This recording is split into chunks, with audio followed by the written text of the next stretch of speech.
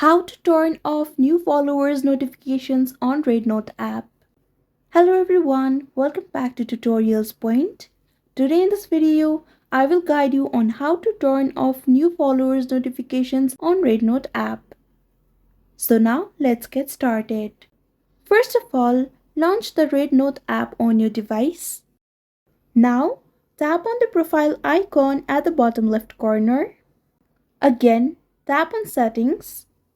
Now here, tap on Notification Settings. Here, you can see varieties of notification settings.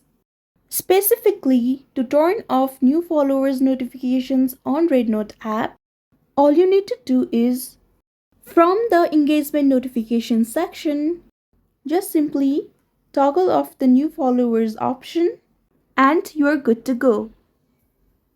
I hope you found this video helpful. Don't forget to like, share and subscribe to our channel.